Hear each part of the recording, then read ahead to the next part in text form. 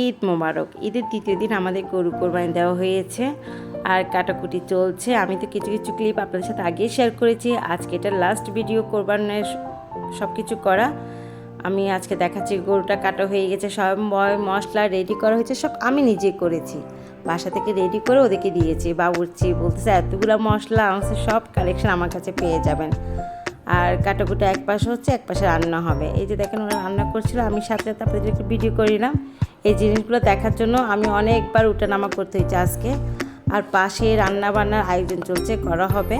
দেখে সব কিছু বাবুর্চিদের হাতে রান্না আসলে স্পেশাল। আমি হয়তো এর চেয়ে ভালো রান্না করতে পারি, সেটা আমার রোল, আমি পিটাবো, কোনো সমস্যা নেই।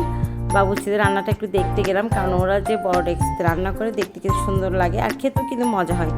আসলে কোরবানিটা হচ্ছে পুরোটা আল্লাহর জন্য, সন্তুষ্টির জন্য। কে কি বললো, কে মনে কষ্ট হয়, তাতে কিছু যায় আসে না।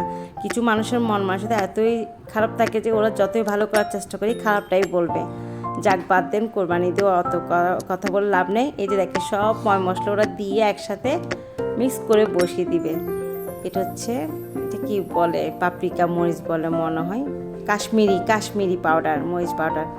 ওরা কিন্তু চীনাবাদাম ইউজ করে। আর একটা কথা এখানে বুঝতে পারলাম, ওরা কিন্তু শাহি জিরা কখনো মেজবানি মাংসে ব্যবহার করে না। আমি জানি না, আমি তো আগে করতাম। উনি বললো না, করে না, এটা দিলে একটু ফ্লেভারটা অন্যরকম চলে আসে। ওইটা হচ্ছে আপনার বিরিয়ানিতে ইউজ করা হয়। আর আমি যাই মশলা দিয়েছি, বাসার জন্য কিছুই ছিল না, সব বাবুর্চি আঙ্কেল মিক্স করে দিয়ে দিল। আর এখানে প্রায় 60 কেজি মাংস রান্না করা হয়েছে। দেখতে অনেক কম লাগতেছে, কিন্তু এটা অনেক বড় একটা, বড় একটা ডেক্সি।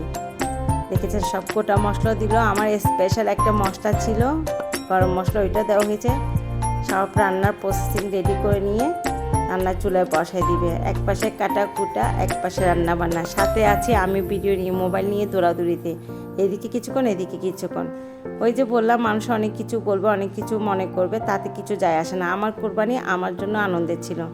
টক দইও দেওয়া হয়ে গেলো অনেকগুলো। আমি পরিমাণটা দেখার জন্য জাস্ট দাঁড়িয়েছিলাম। আল্লাহ যদি বাঁচিয়ে রাখে, সামনের বার আমি নিজে রান্না করবো এত বড় একটা ডেক্সিতে।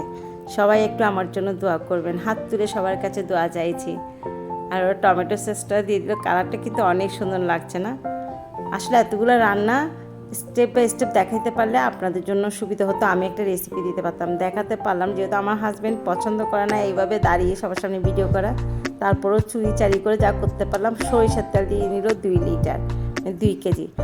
আমার হাজব্যান্ড বলে যে না করতে হবে না ভিডিও। আমি বলছি না রেসিপি লাগবে, সেজন্য আমি ভিডিও করে নিচ্ছি। আর এই যে এরই পাশে আমার সব কিছু ভিডিও করা হয়ে যাচ্ছে। বেশি পরিমাণে পেঁয়াজ দিয়ে আঙ্কেল একদম, ওরা কিন্তু মাখায় না, জাস্ট এরকম মিক্স করে দিয়ে দেয়। চুলায় রান্না রেডি করে হয়ে গেল। আপনাদের সাথে নিয়ে আসলাম জাদু দিয়ে। রান্নাও অনেক সুন্দর হয়েছে, খেতেও ভালো হয়েছে মাশাআল্লাহ।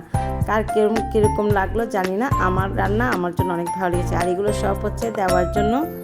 আসলে এগুলো নিয়েও মনে অনেক কষ্ট। আল্লাহ হাফেজ।